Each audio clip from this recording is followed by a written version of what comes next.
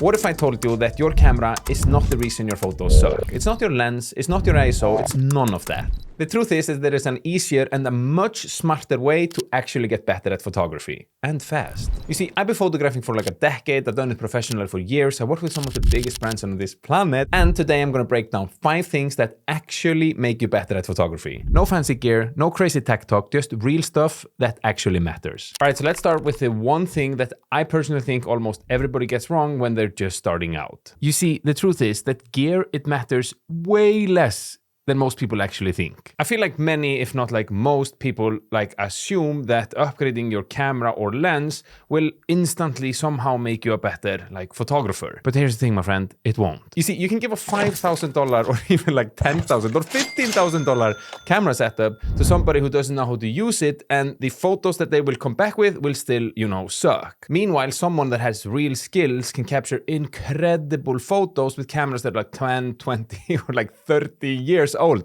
Even cheap-ass cameras. Just look at like Gate Iro. He's pushing out like daily Instagram photos and often shooting on like iPhones, like iPhone 1, like what?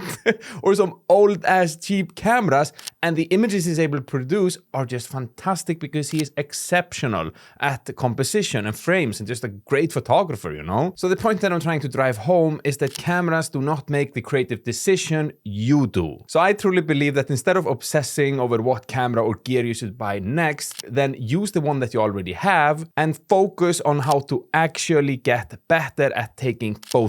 There was a lot of these right here, but focus on how to see, you know, because cameras that don't compose the shot, they don't see the light, and they sure as hell do not tell the story. That is you who do that. This way you'll get better way faster, and then when you actually decide that it's time to upgrade your gear, it will actually make a difference. All right, so now that we let go of the gear obsession, then the next thing that we talk about, that's where the real magic happens. You see, if you actually want to take better photos, you need to start to train your eyes and not your cameras. I have no idea if that makes sense, but bear with me, it will do, and your brain will probably melt a little bit out of your ears. Just a tiny bit of leak. That happens every time when I learn something and I'm like, wow, my brain melted. So if I'm allowed to get a little bit poetic, then like photography, it's actually like painting with light. And that's basically what it is. Many people, they like never actually learn to like see.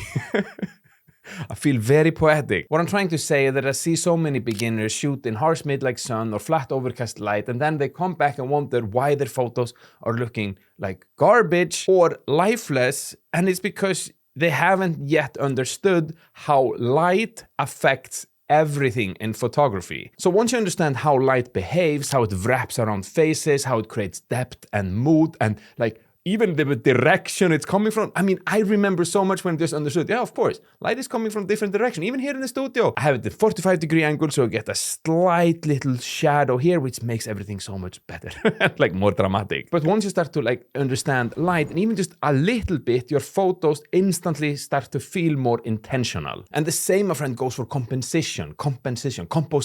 That's the English word. So in my humble opinion, don't like stress too much over your camera settings. Just go outside and actually have a look. Where is the light falling? What shapes are in the frame? What is the story here? Most beginners, they just like whip out the camera and point and shoot without even thinking.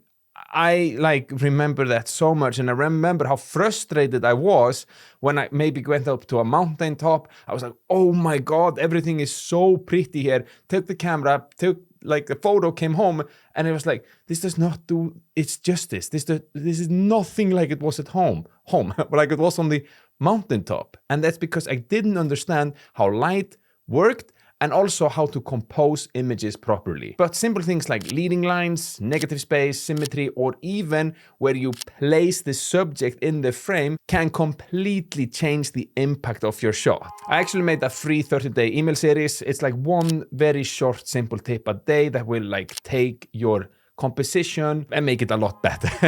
It's really short and it's totally free, and you can find it in the description down below. Anyway, the camera, it just captures what you see. So if you start to train your eyes like a photographer, that, my friend, is when everything starts to click.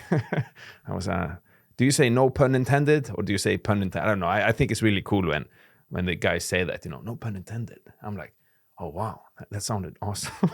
However, knowing all this, in my opinion, it's not enough, my friend. If you actually care about getting better, then next let's dive into a habit that I can promise you will improve your photography faster than anything else, or like at least anything that I've come across in the last decade of doing this. But before we dive into that, then I just want to tell you guys about today's sponsor, which is, in my opinion, the best all-in-one platform for creators and freelancers out there, and that is, of course, Artlist. Now, I've been using them exclusively for years. I get all of my music, sound effects, templates, and even stock footage from there from time to time when I need, a quick turnaround. And one thing that I really love about them and why I keep using them year after year is that not only do they, of course, provide the highest quality music and other digital assets, and trust me on this one, I've tried every single one of their competitors, but it's the fact that they keep updating their platform and they're constantly innovating to try to make our lives as creators or freelancers much easier. For example, they just released this new music discovery tool that gives us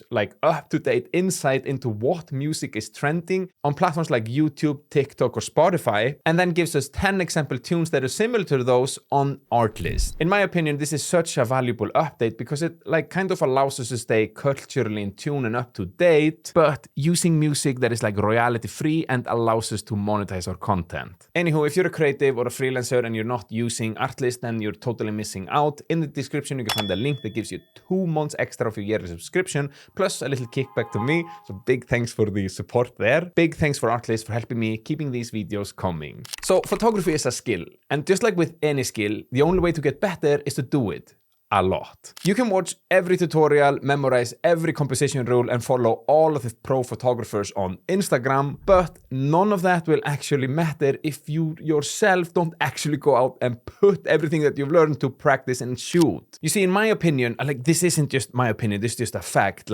Daily practice forces you to experiment and to fail and to adapt. And unlike what school is teaching everybody that if you do mistakes, you get minors and it's so bad, don't make mistakes, you should never do mistakes. Then if you fail, you need to fail.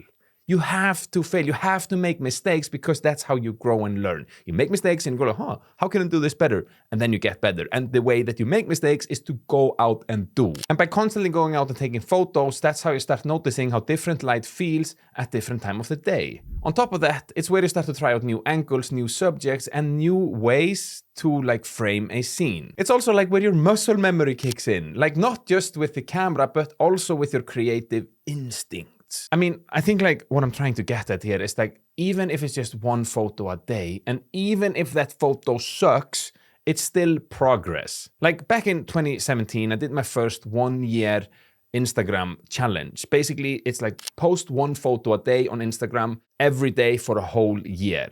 It's a very simple challenge, but it's not easy because it forces you to constantly take photos because you constantly have to post. And just that challenge, it kind of kickstarted everything for me for photography. In the beginning, my photos absolutely sucked. I've been doing videos for a few years and understand how to use a camera, but photo is not the same. So I wanted to push myself to do that.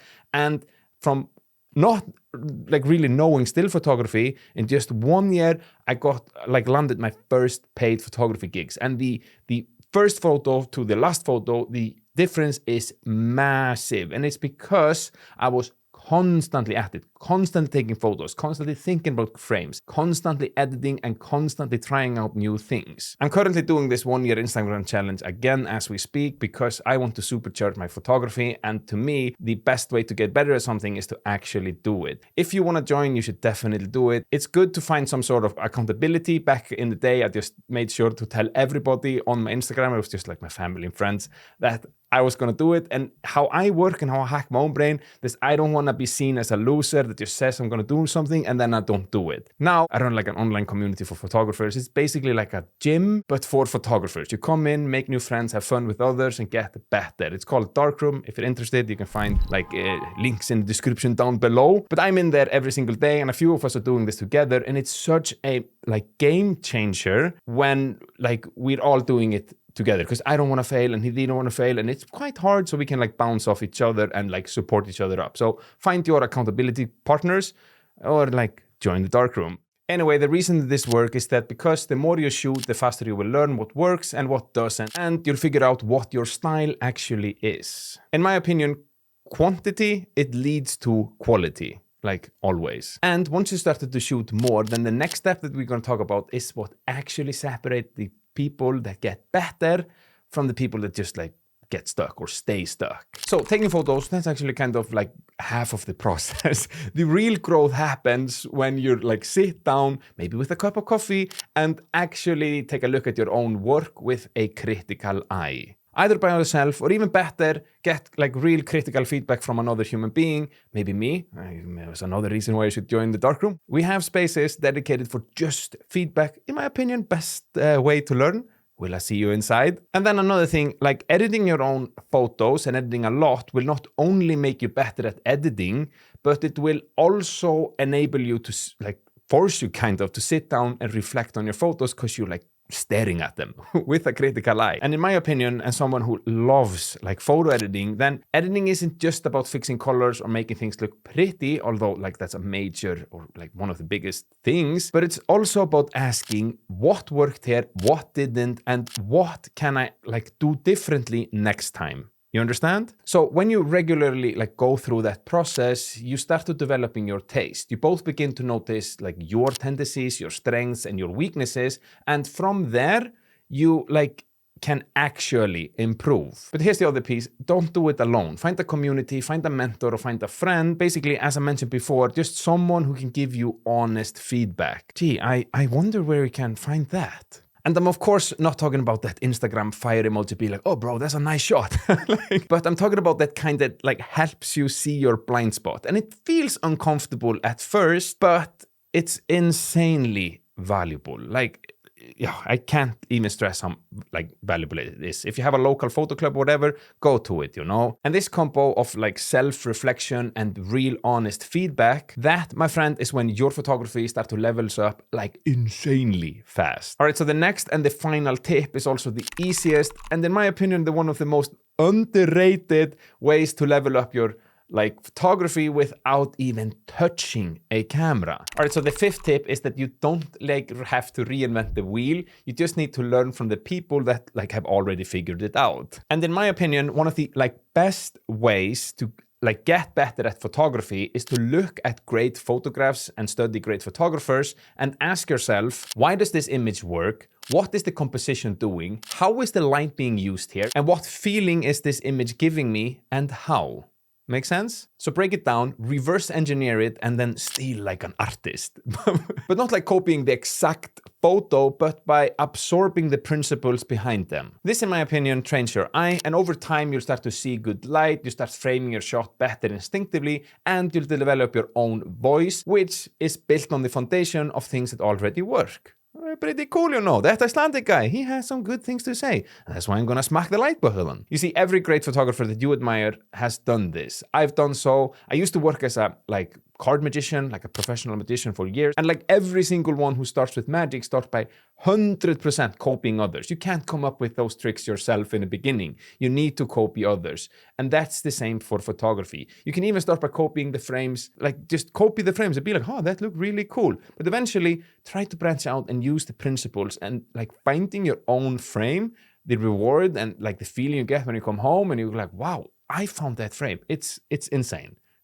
It's what we live for, you know? However, we covered the habits that will make you better, but here's the thing. None of this what we just covered really clicks until you start to like understand how to make photography feel effortless. And that, my friend, is what we dive in depth in this video right here, and it's honestly like the missing piece that finally makes everything else make sense.